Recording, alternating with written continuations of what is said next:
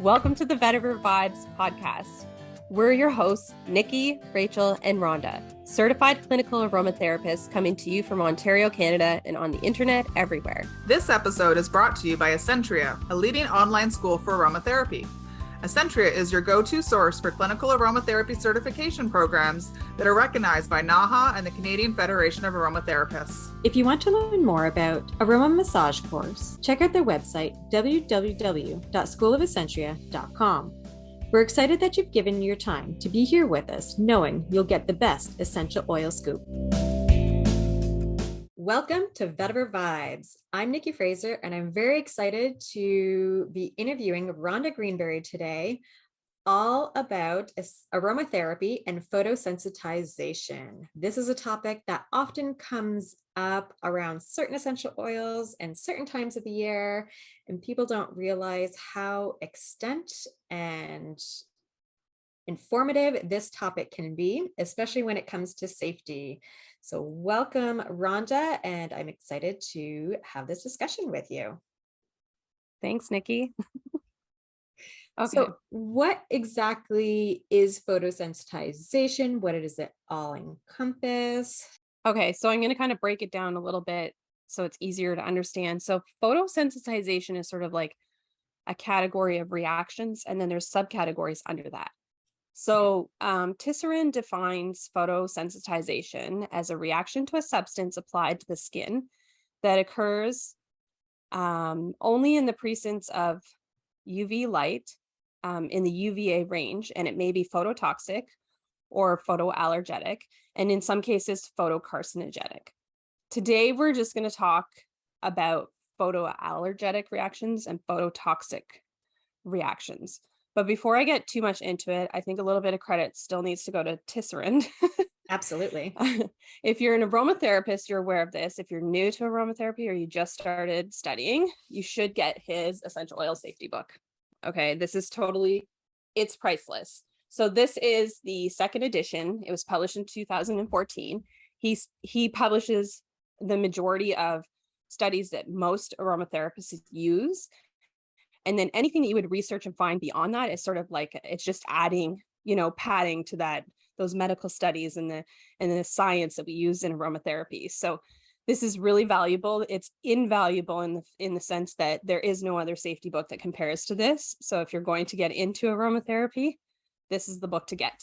So we're going to cover some of the key points today that cover phototoxicity, but there's a lot more written in this book about that, and it breaks down the essential oils and stuff. So it's super valuable to get that. Plus, you can always check back at our website because we publish a lot of really great information for free too. Awesome. Yeah, I feel like that is the Bible of all aromatherapy books, especially when it comes to safety. When you're looking at anything related to safety, that is the book that's needed. I use it almost daily to make sure that what I'm blending, what I'm making is going to be okay for my clients and anything else. Okay, so just to expand a little bit, so photosensitization is sometimes called like a photocontact dermatitis. So if you're familiar with what a dermatitis is, that might make more sense to you. And that's probably the term that a lot of people in the medical profession will use. So while the rest of us are saying, oh, it's phototoxic or it's photoallergenic, the medical profession is going to call it a photocontact dermatitis. Which is basically like a rash to something, right? Okay, I was just going to say, I was like, so what does that mean exactly? So it's a rash. That's pretty much how it presents itself on the skin. Yeah, it's a dermal reaction on the skin. So, I mean, it can present as a rash. We know that a lot of phototoxic and photoallergenic reactions present almost like a sunburn or blistering, right? So that's the cue. And some of those reactions are quite delayed. It's not an immediate thing. So sometimes people think, oh, I put this on, I went out and hung out in the sun today, I didn't get burned, I'm fine. Actually, it could take 36 to 72 hours to actually show a reaction. So you could be 3-4 days out before you even notice that you just had a reaction to something. And people won't tie that back typically either, because they won't find that link between the oil and their reaction, I would assume. Oh, of course. Like most of the time we forget what we ate for breakfast 2 days ago, right? We might remember yesterday, but what did we eat 2 days ago? We have no idea, right? So we did not think that when we were, slathering on that lovely lemony smell before, and then we decided to go outside and play with our kids, and we thought, oh, a few hours, or we diluted it good, or you forget, right? You just forget. And it happens. Even aromatherapists make these mistakes. I know I've made this mistake. I was once using a lotion that had a grapefruit in it, and I was really trusting the company, and I came back in and I was red, but I wasn't red until the end of the following day. And so I was in a little bit of denial about whether this lotion was giving me the reaction, right? Because I had almost forgot that I had even used it, right? So, Mhm. but I mean, these things happen. Everybody makes these mistakes. So it's not worth sweating it. It's just worth learning about it, trying to be cautious about it and understand what the risks are. And what's really interesting too is like phototoxic, photosensitization reactions, they can actually happen with ingestion as well. So people don't realize this when they're practicing using essential oils, not necessarily in ways that aromatherapists would suggest, but even aromatherapists can make mistakes too. But if And you I are somebody who's like, oh, I'm just going to add some lemon to my water for that lemony fresh, drink, you could be actually inducing a phototoxic reaction as well. And is it really worth even that risk? And I find I see this a lot in the summertime with margaritas. I feel like there's always a warning that goes out of if you're drinking margaritas on the porch, if that is someone's drink of choice, then to be cautious with the limes for that exact reason. If they're squeezing it and the lime juice goes on your hands quite often, and then the amount of limes being consumed for different drinks through the summer on patios, I find increases. And I've heard that warning before too, of being cautious with drinking a lot of limes. Well, food doesn't really come with caution either, right? But we know this. So the phototoxic reactions that we get come from a chemical called furanocoumarins. And so if you've studied functional group theory in chemistry, what this is it's sort of like a heading of a chemical type.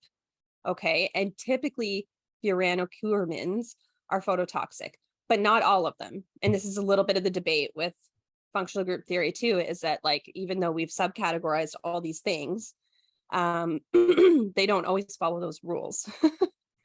So the majority of furanocoumarins are actually phototoxic, but there are 4 that are not. And so this is sort of the difference between working with an aromatherapist and not, because if you're not familiar and you're like, oh, I picked up this, handy chemistry book and I'm going to sit down and read this. And wait a second, I found, bergamotin, I think is one of the chemical names. Excuse my pronunciation. Latin is not my first language, but you might freak out for a moment and go, oh, I can't use this essential oil because it has this in it. But the aromatherapist would be able to say to you, no, there are actually 4 furanocoumarins that are not phototoxic.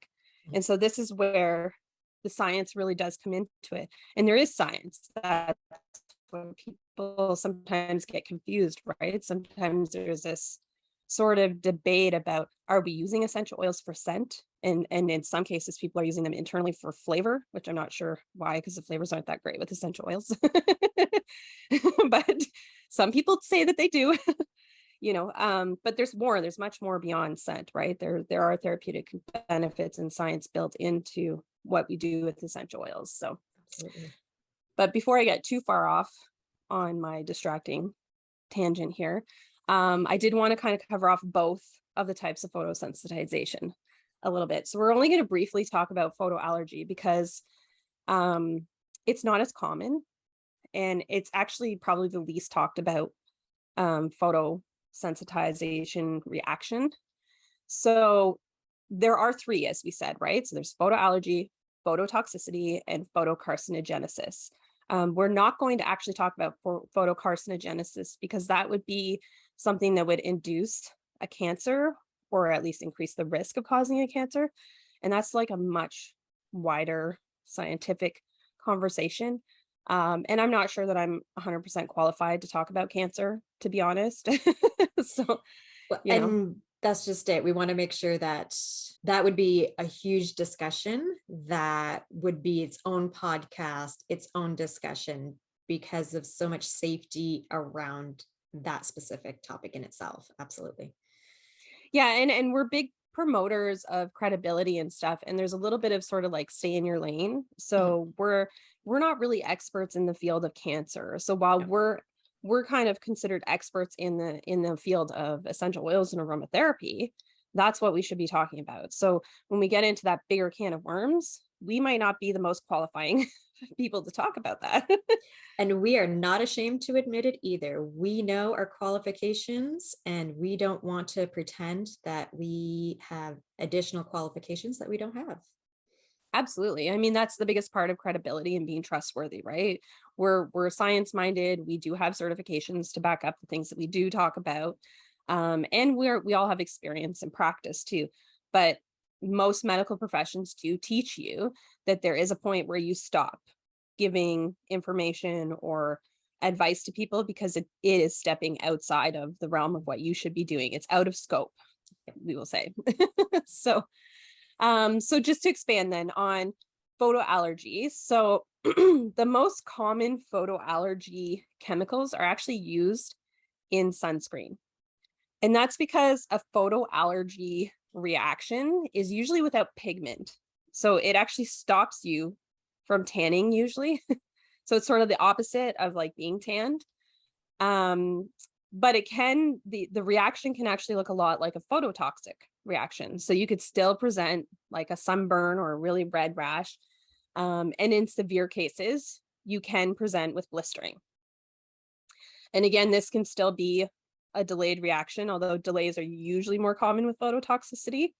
But there's just not a lot of information around photoallergy either in the essential oil world. So there's still things that we need to learn about it, right? When we looked at some of the information around photoallergy, there was some suggestions that sandalwood, lavender, and garlic oil may possess photoallergenic properties.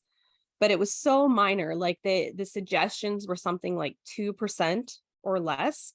And so it's not very well known. It's not a caution that you're going to hear people talk about in the science community because there's just not enough information about it. And the risks are it's pretty minimal for photoallergenic. Sandalwood was more likely to have a photoallergenic reaction than lavender and garlic oil. I personally don't have experience with garlic essential oil. I have experience with garlic because I'm a human and I eat and I cook. But I do not have experience with garlic essential oil. But I guess they are out there, right? There's an oil from everything. It's out there and it's one that I want to get. It's actually one of my top oils that I'm going to be purchasing next because I've heard so many great things about it. Oh, I wonder if it smells like garlic. Keep the vampires away.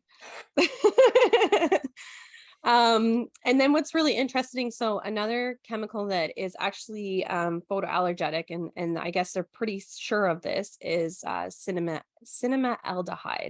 So cinnamaldehyde is found in cinnamon and the cinnamon bark and the cinnamon leaf.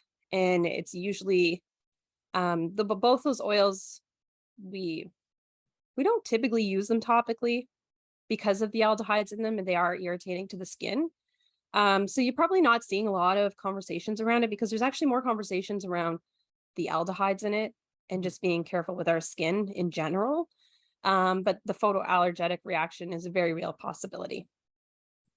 But again, like I said, most of these reactions are actually very rare. So we don't hear about photoallergenic reactions almost at all, or it's just a brief comment. So this is probably the most you'll ever hear about it. But I would suggest that you pick up Tisseran's book if you want to read more about it. So I'll expand a little bit more now, like on phototoxicity, because that's actually a much larger subject to talk about, and it's actually more common, right? So that's what we hear about the most.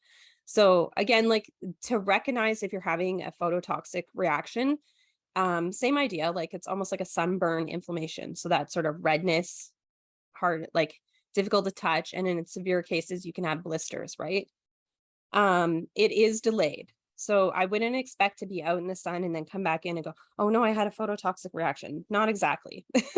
So, but how would one know the difference then if the rashes or the skin eruptions or however the skin reacts to it are similar? How would one know if it's one or the other? So, I mean, that's really tricky, right? Because And you could probably ask any dermatologist the same question about how can they tell the difference between all the different skin rashes, right? And there's like a million pictures of 5 different rashes that all look the same. Yep. We don't really know. That's part of the problem, right? And our skin isn't very much like, okay, I'm only going to react this way for phototoxicity and I'll only react this way for this thing. It's not that specific. It's not really how the body works. So unfortunately, it's not clear. Okay. The best way to do it would be like the power of deduction, like, sort of testing out the theory of, is it this or is it that? But should you do that with phototoxicity? I would not suggest it. I don't think that would be a fun science experiment to duplicate. No, it would probably, and it wouldn't be wise either, because part of the biggest thing with phototoxic reactions, or any type of photosensitization, is the sensitization risk, right? So once you immediately have a sensitization risk to anything, in aromatherapy, and especially essential oils, the risk of you continuing to have those same reactions is quite high. And the Absolutely. more you expose yourself to that same risk and reaction, the more that your body starts to react to chemicals in general. So it's not just essential oils now. It could be things that are even modified chemicals. It could be perfumes. So we sort of develop almost like an allergy to these things. And there's some argument that maybe you do develop the actual allergy to it because we've created these sensitization reactions. So while we're like, oh, this is natural, as natural as essential oils are, they're still a processed product, but natural. It's still a risk that we have to consider and we have to be really careful with.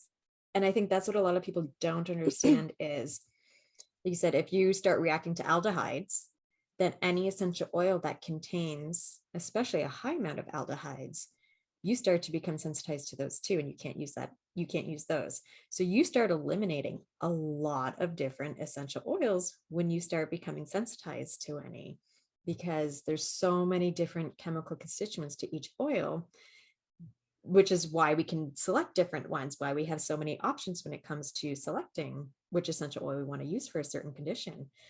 So we definitely don't want that to happen. And that's where the importance of proper dilution and proper safety is super important, so that we don't develop that sensitization and we can continue using our essential oils safely, for our entire lives.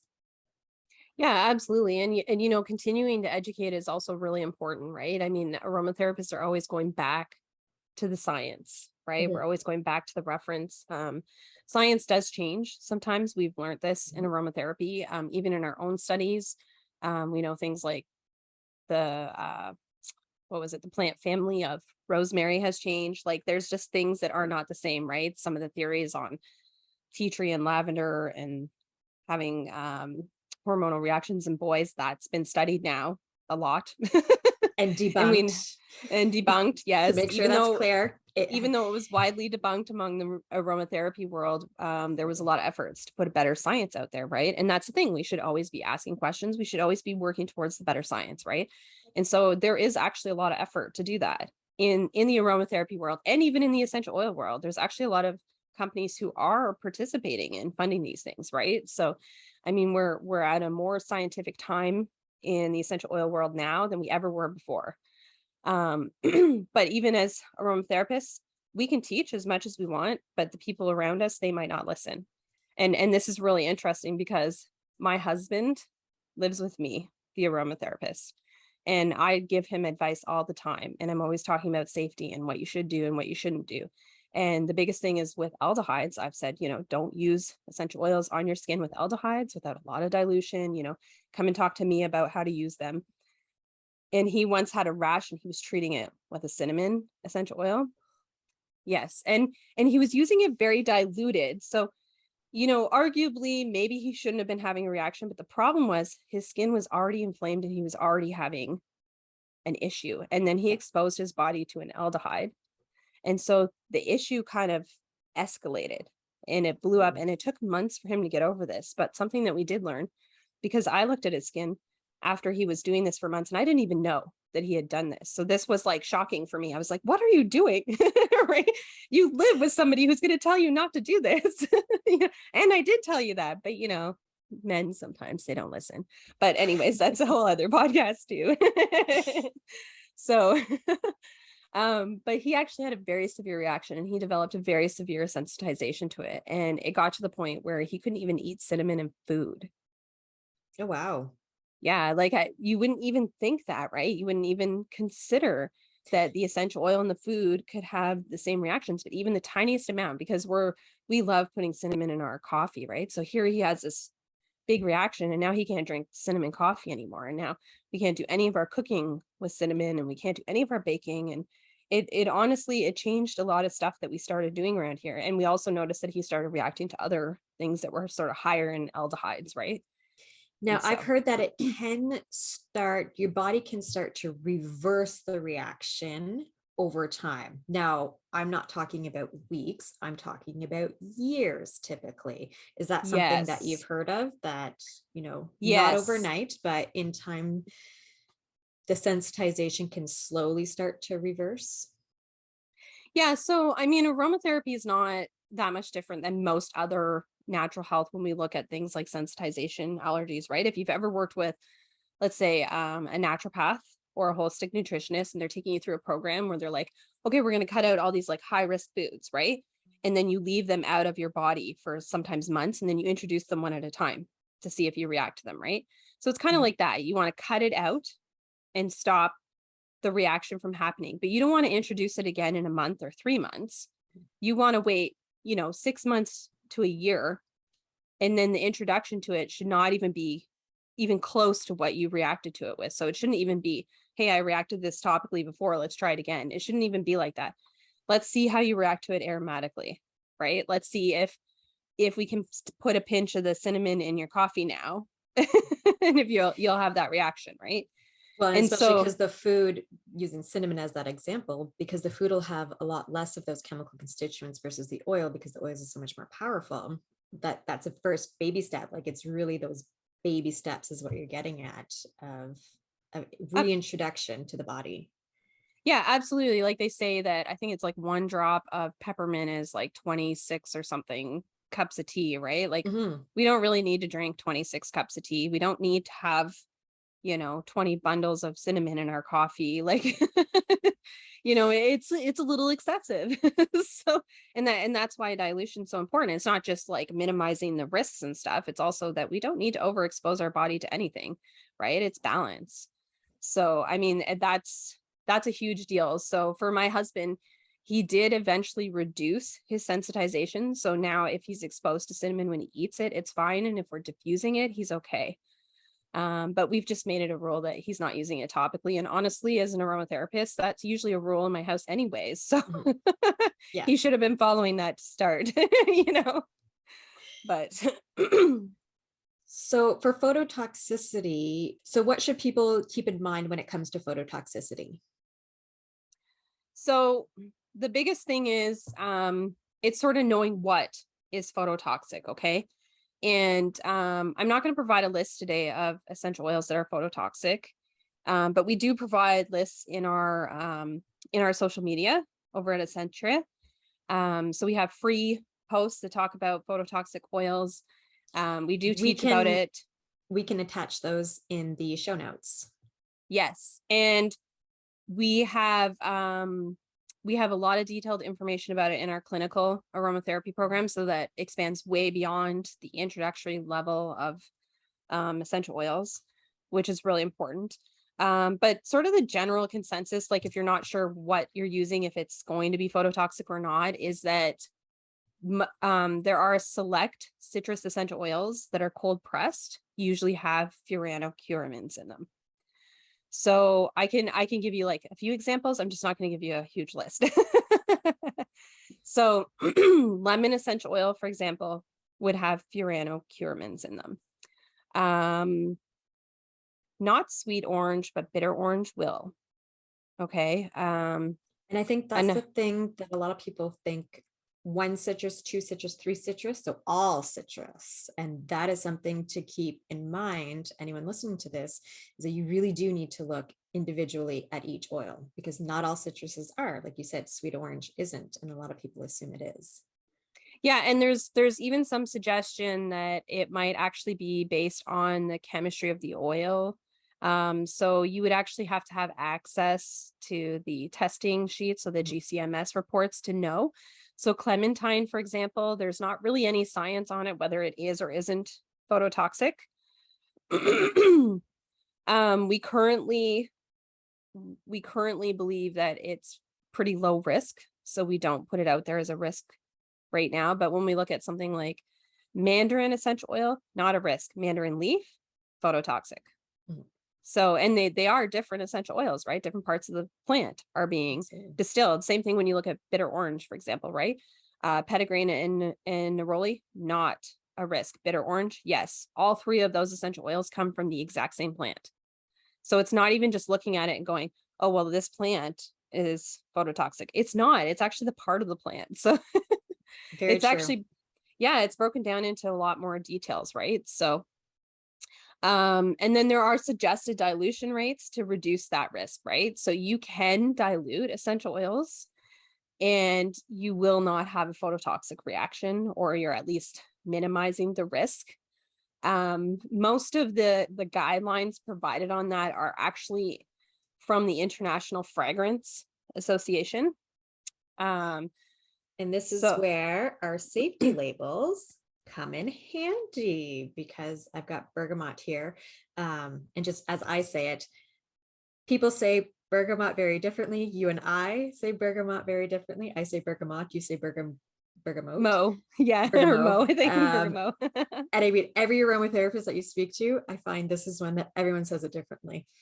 But our safety, and it's kind of hard to see if you're on YouTube, these are great ways to see the max dilution. And for this one, it shows 0.4% as a max dilution. So if you keep it under that, then you will avoid that phototoxicity reaction. Yeah, and we have some of those safety labels for free on our website if you wanted to check out what they are. And then we do actually have a low cost paid product for it. And if we'll you put want, those in the show notes too for you, so that you can easily find them. yeah, I mean the essential oil safety book that I showed you, this is probably, I think it's $120 or $140. It's quite an expensive book. So if you're just like new to essential oils and you don't want to invest in like a giant text of research studies, having those safety labels gives you all the answers that you need to dilution, phototoxicity, the safety, right? We've put all that information in there so that you don't have to read a 500-page text. Yes. So $25 for the 3 sets of safety labels is a great deal, over $120 for a book. But that book is worth every single penny of that $120. Oh, absolutely. We are not dismissing that at all. And there's definitely essential oils in there that would exceed far beyond what we provide, even though I think we provide, I don't even know how many oils are in there. 77. Is there 77? Okay, yeah. So it's quite a bit, but there's probably, 200 or more oils in Tisseran's book, but they're not all risky. And you're probably not going to buy them all. Like I said, aromatherapist, well, me as an aromatherapist, I'm not using garlic essential oil, but so there's education about things that you were probably not using, or you're less likely to use, or you won't find commonly in stores unless you're shopping in all the same places that aromatherapists are. We are trying to spread the word about the safe use of aromatherapy to as many people as possible. It only takes 5 seconds to leave us a rating and review on Apple Podcast or wherever you're listening to us, and it helps us become more visible. We appreciate your support. But sort of to kind of bring it back around to the phototoxicity. So what's really interesting is there is a way to get the furanocoumarins out of some of the essential oils. And so this is sort of this is having product education, right? So, and the most common one that we see this with is with bergamot or bergamot, however you'd like to say it. And they call it FCF. So that's furanocoumarin free is what that stands for. And what that means is they've steam distilled the essential oil versus cold pressed it. Because when we cold press it, the furanocoumarins come through. With steam distillation, they can still come through. And we know this because they come through with angelica root and mandarin leaf, both steam distilled oils. And there's a few more, but it's a lot less, and sometimes it may exclude it in some essential oils, right? But But one of the reasons, those oils are still the same. Those oils still contain the same benefits though, even if they are extracted differently, correct? Just for for anyone new the to aromatherapy, like the essential oil will still have all the same therapeutic benefits if it's steam distilled versus cold press. It's just the steam distilled will have the FCF, which will be fantastic for topical applications, correct? absolutely, yeah. So I mean, and this is sort of a little bit of the difference between the aromatherapist user versus like the person who got into essential oils because they love the scents. Yeah. Right. And then now they're trying to learn and expand on the therapeutic benefits. So one of the things that you'll learn with FCF, so furanocoumarin free bergamot, is the fragrance is not as potent as it is in the cold pressed bergamot. And so it's not as commonly sold that way either, because, companies, they still cater to consumers, right? So as much as we're aromatherapists, there's a wider base of consumers than there are aromatherapists currently, right? So they're going to cater to what's going to make them money. So you will find aromatherapy companies that cater a lot to aromatherapists, and that's where you're going to find your FCF essential oils, right? But you're not going to see it as commonly in the consumer companies. And that's because the scent's not there, right? And that's the biggest thing when you talk to people who are just new to essential oils and they smell something, they're like, oh, I don't really like the smell of that, right? and that's fair. We usually don't like to use things that we don't like the smell of. But aromatherapists are trained not only in how to make things smell good, because we know a lot about like notes, right? Top, middle, and base notes. But there's also a lot of science around the therapeutic benefits of the essential oils too. And so we learn, and there's actually a lot more to it than just that, right? Science is like a big thing, but and bergamot is the most common that you'll see in the FCF. I think that some of the companies are starting to come out with lemon, I've seen but it's not. lime. I Yes, you feel might like I've find seen lime. lime. So as aromatherapy grows and there's sort of more of that demand, then they'll do that, right? But when there's less demand, companies, they need to make money like everybody else, Absolutely. right? So that's why we don't see that as commonly. And it's a little bit less studied too. So when, let's say, if you're looking at Health Canada approved products, for example, right? There's not a lot of science that you can find on an FCF product. And so sometimes the regulating bodies won't approve products that are safer or better for us because they can't find all the science on it yet. So we Yet. sort of have to wait for the product to come out, and then we have to wait for the study to come out. And then now the regulating bodies go, okay, we'll accept this as an ingredient. But without that science, they don't want ingredients in there, right?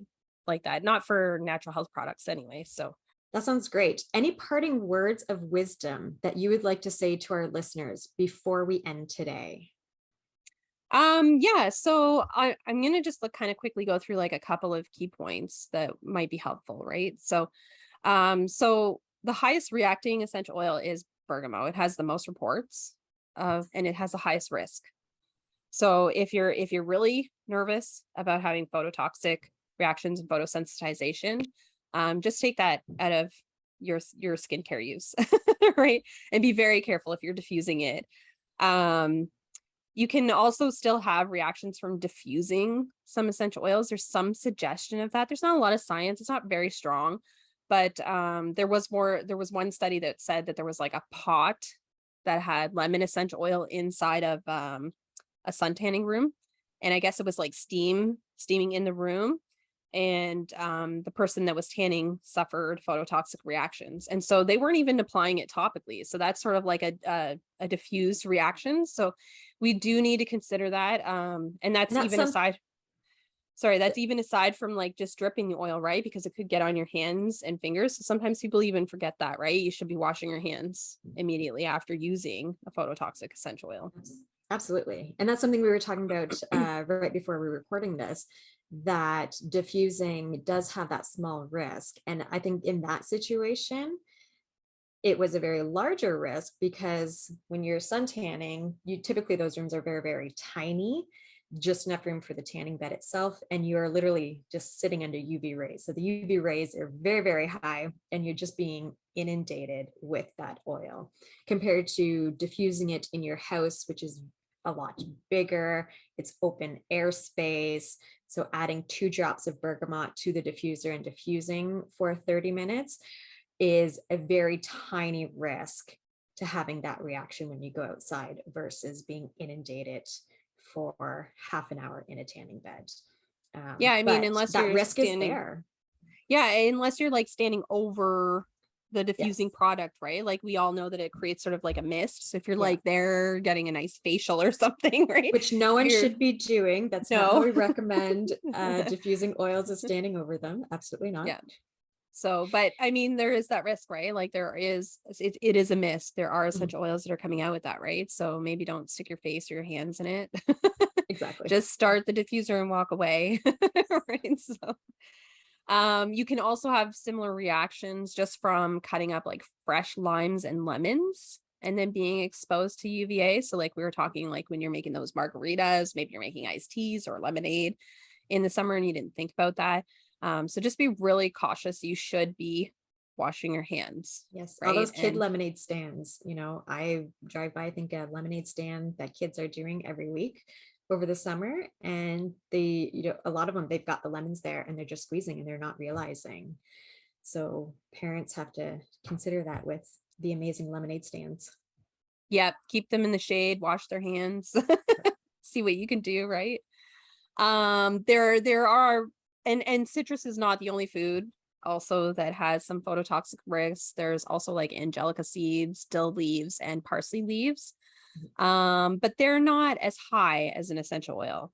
So even though we know that they have furanocoumarins in them, the risks are a lot less, right? So you can use phototoxic essential oils applied as an ingredient in a shampoo or a soap. And because you're washing it off, there really isn't a phototoxic risk there anymore because the essential oil is not on you. But it can stick around if you're doing sort of like steam inhalation or you're in a sauna. So that heat factor is important. And maybe that's what happened in that sun tanning room, right? I was just thinking that. I was like, that sounds very much part of the issue with that sun tanning. And Yes. heat just drives heat drives the oil more into the body also. Yes. Well, and that's the biggest thing too, is like those phototoxic reactions. The risks are higher sort of immediately, but they kind of lower. So with bergamot, for example, and don't quote me on this, but I believe you had to avoid UV rays for like 12 to 18 hours because when you applied it topically, it took that long to work its way through your dermal layers and get away from where it would be exposed to the sun. Right. So, and then if you applied it neat, it's like 48 hours. Up to Before. 72 even. I know some aromatherapists suggest up to 72 hours. So it's when applied neat, which we shouldn't be doing anyway to avoid that sensitization. Yep. And then the other thing is that if you're covering the skin, you're probably fine. You're not going to have those phototoxic reactions unless you're wearing like a thin material. So you might actually be wearing thin materials in the summer because sometimes we think, oh, well, I'm wearing a tank top, but what if it's like thinner? So you do kind of have to consider that, right? The sun can still get through through the fabric itself. So you want sort of a thicker fabric or work with an aromatherapist, right? Like talk to them. If lemon is something that you love using, maybe they can get you access the FCF essential oil, right? Or maybe they'll help you blend it based on chemistry and give you all the same benefits of what you're already experiencing, but without the lemon. And so you don't have those risks, right? Or keeping it under that safe dilution to avoid it altogether. So you're still using it, but at a safe amount. Yes. And then the last point that I have to make is that phototoxic risks are actually higher in paler skin tones. And much like sun reactions, right? We know that people who are sort of, they say that the people who have albinoism, I may not be saying that right, but or very pale complexions, sometimes the red hair, right? The freckles. they're more sensitive to the sun. Well, they're also going to be more sensitive to phototoxic reactions because you're opening them up to a higher risk with the UVAs, right? So it's sort of the same, similar idea. So, and that's an issue I've always had as someone who is very pasty white, that my husband often used to call me a ghost because you can see my veins throughout my entire body pretty much at all times. Even in the summer with a tan, I become more of a normal compared to him. It's like more of, oh, look, my skin isn't translucent. I have skin. So it's always funny. And it's definitely, I react a lot more to the sun, a lot more to the phototoxicity of the oils. It's something that I'm always keeping in the back of my mind because I am so pasty. yeah. And I mean, our skin is our own too. So what's really interesting is I also have a very pale complexion, but I have a native background. And so what's really interesting is I probably burn like once a summer and then I don't even change color for the rest of the summer. And most of my native family members, same idea, or they tan and get darker, right? So you wouldn't even know. So there is sort of a genetic or a scientific basis of how our bodies all individually react to things. So if you're aware of that, that might change how you use aromatherapy too, right? I do know my sister, she can sit out in the sun for 20 minutes and suffer sunstroke for like 3 days. She's like super sensitive. It's insane. And most of her children are the same way. So where my kids, we don't even really need sunscreen. We do sometimes use it when it's sort of higher risk times of the year or the day. But we don't, my kids can go almost a whole summer without ever using sunscreen. And then I rarely use it. I actually react to those chemicals that I was talking about in the sunscreen. I have a photoallergenic reaction to the chemicals that they put in sunscreen. So I blister and it gets weird. So I don't particularly like sunscreen for myself, but my children don't have that reaction. So we do use it on them sometimes, but we're all different, right? So that's the thing. Even if we give you all the safety information and you have a different reaction, you're a human, different skin, different science. So just get to know who you are, right? Yeah. And one question though, so I know we've talked a lot about summertime. What about wintertime or any other season, I should say, not just winter, and I think this is something a lot of people don't realize, but anyone who's going snowboarding, skiing, being in not the sun, the snow, that sun bounces off the snow. Those UV rays are still there. Even on cloudy days, those UV rays are still coming through. And so I think that's really important to state also, is that this isn't just a summer thing to be cautious about. This is all year round. We need to keep this in mind. Absolutely. Like we're big winter sport fans in our family, figure skater as a child competitively. So, and we're big into snowboarding and skiing and all those fun things, right? But the snow is actually very reflecting. If you've ever been out in the winter on a really sunny day, it's actually a lot harder to see on a sunny day in the winter than it is in the summer because that sun is actually reflecting back off the snow and stuff too, right? So yeah, absolutely. You could get a sunburn on your face. And I've actually had a sunburn in the winter before on my face. So it's a caution to take. You're in UVAs, regardless of what time of the year it is, right? And we forget that, especially in Canada, right? We think, oh, it's winter, the risks are lower. They're not. The risks are still there. Great. Well, I think that's a great spot to wrap it up. So I want to thank you for tuning in to Vetiver Vibes, the Essential Oil Scoop. I'm Nikki Fraser with Rhonda Greenberry, and we are looking forward to you tuning in for our next episode. Bye. This episode was brought to you by Essentria, a leading online aromatherapy school. You can join the free Introduction to Essential Oil course at www.schoolofessentria.com. If you love this episode or you got a lot of value out of it, please make sure you share it with someone in your community who you think will enjoy it too. If you haven't already subscribed or reviewed the show yet, please go over to your preferred streaming platform and hit subscribe, then leave a review. This is the best way to help support us, and we appreciate it. Email us with a screenshot of your review, and you will be entered into our monthly draw for a free mini course. This podcast is for information purposes only. We are certified clinical aromatherapists and holistic health professionals. If you have a medication concern, please refer to your health team. Everyone's health is unique to themselves, so the topics and suggestions stated may or may not apply to you directly.